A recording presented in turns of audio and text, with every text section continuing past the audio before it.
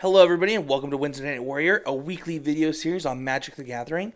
I'm Spencer, the host of Constructive Criticism and Limited Time Only, two podcasts about getting better at Magic the Gathering. Welcome back to Wednesday Night Warrior. It's the week and it's the day after the end of the Pro Tour, so shout out to Shadow Yosoka, who just took down the Pro Tour with Grixis Control, and that's going to actually be the main topic of this video. As if you've been a long-time watcher of Wednesday Night Warrior, a few weeks ago, actually months ago now, I did a video on Control being dead and how Wizards doesn't like Control and how there are going to need to be big changes in order for Control to come back into the standard forefront of Magic and even into modern Magic. And, we had an all-Control finals at this Pro Tour, and it's a huge deal. So let's kind of talk about what made this happen. First of all, I want to say that in our Pro Tour testing, we did have Control decks, actually. So I was pretty confident going into this Pro Tour that there would be some form of Control. The All-Control Finals is not something that I would have expected. But the thing is the amount of a deck like Aetherworks Marvel really influenced how good these decks were and really helped push a lot of decks like this, a lot of blue-based decks to the top. And we saw that in the form of blue-white, having different copies that went 9-1 in the constructor portion of the Pro Tour. Now, only one of these decks happened to make top 8, lost in the first round. But that being said, the blue cards at large did very well at this Pro Tour. And so did red cards, which is something that we've been missing. So let's look at the first thing we're going to talk about is Torrential Gearhulk. So Torrential Gearhulk made huge splash at this event. The card is blue 4 for a 5/6 flash. When it enters the battlefield, you can exile an instant card from your graveyard and cast that card without paying its mana cost. And this is something that we identified in testing as a very good card very early for those of us on our team that were going to the Pro Tour, and it was quite good. The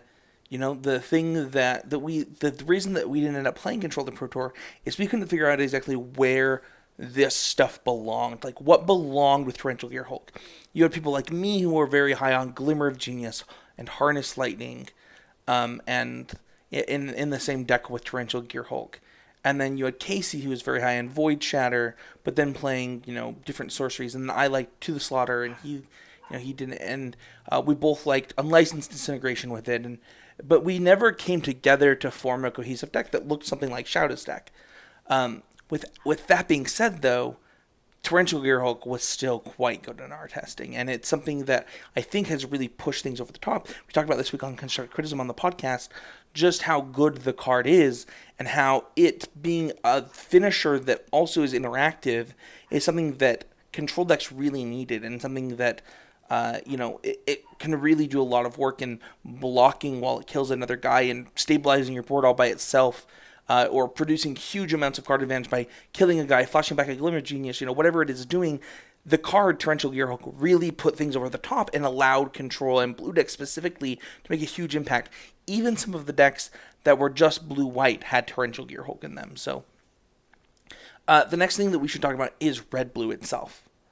So red-blue was the color combination that really brought Control back. Whether it was Galvanic Bombardment, Torrential Gearhulk, Harness Lightning, Glimmer of Genius, whatever it is, blue-red is the starting point for a lot of these Control decks, and it allowed the decks to play the pivot role very easily with something like Wandering Ephemeral, which we saw Shadow Yosoka really do put in work with. And I think that blue-red is really where you want to focus. In our Pro Tour testing, we actually did test blue-white, and it was terrible. I would not recommend anyone trying just straight blue-white. At the moment, that could be something that changes, but we were quickly off of the deck and moved on to Grixis as the starting point for our Control decks. And I think that Shadow Yosoka saw something similar where there just wasn't any oomph. Dovin Bond is a great Magic card, and Fumigate is a great Magic card, but you don't need them. Painful Truths being a card that really will put in work for you. Kalidas post board, being something that can put in work for you.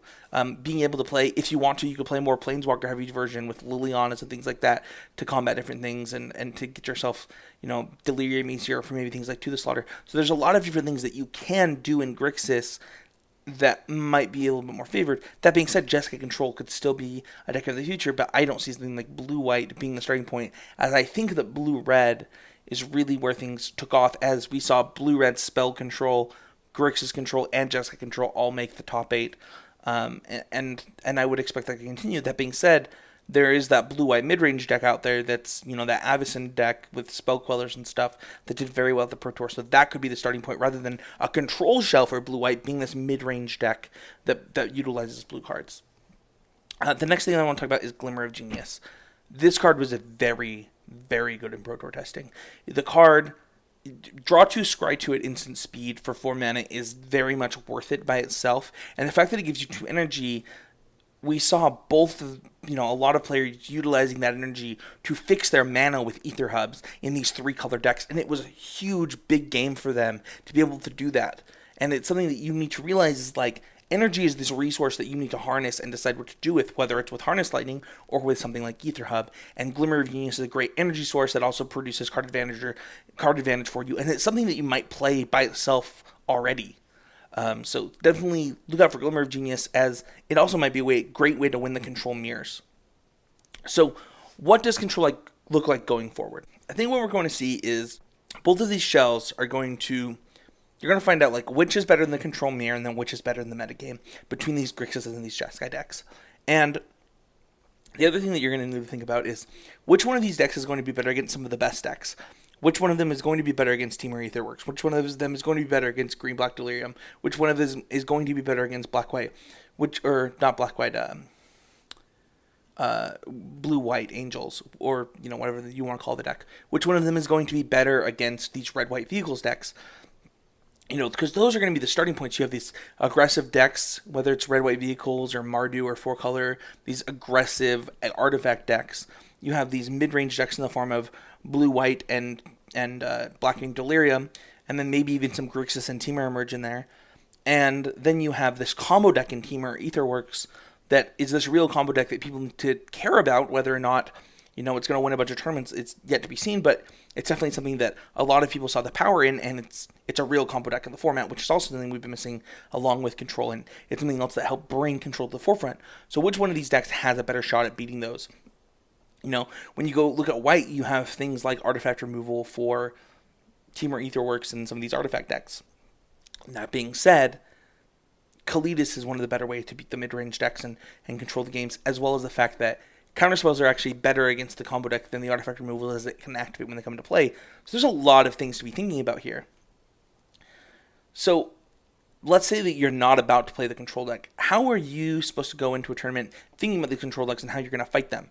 And that's something that can be a little bit harder, because historically, we've just played things against control decks that we might never have boarded in the last couple of years. Sometimes I'm just going to board into these Tireless Trackers or these Den Protectors or these Negates, but now it's all right, how many sideboard slots am I going to dedicate this to get my threats through against their counter magic, against their removal to really push through and get some of this done? And that's something that I don't think a lot of people were prepared for at the Pro Tour, not dedicating slots to that matchup, as we haven't seen control in so long. And I think very few teams even ended up with good control decks in their testing. So this is something that's going to drastically change sideboards. And the other thing is having control, aggro, combo, mid-range all in the same format makes sideboards more taxing. You'll see something more like Modern, where you have to decide what's good this weekend, and that's something that you're going to have to think about going in each week when you're deciding how to build each deck, whether it's a control deck, mid-range, or aggro deck. Your sideboard slots are going to be more taxed because there's more diverse strategies in Standard right now. So that's definitely something to look out for. So is control back? Is probably the question that you might have to ask yourself. Last week I talked about overreaction weekend. You don't want to overreact to one tournament.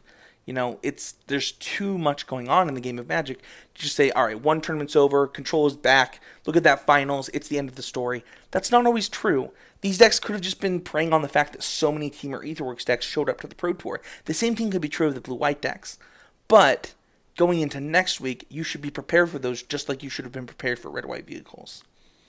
That's it for this week. I don't really have a lot more to touch on the subject, other than the fact that it's great to see things like Void Shatter, at the Pro Tour, things like Glimmer of Genius, Torrential Gearhulk.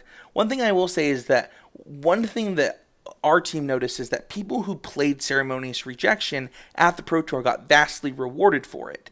It was a card that really had game. We saw it counter things like Kozilek's Return. We saw it counter Elder Deep Fiends, Aetherworks Marvels, Emrakul's.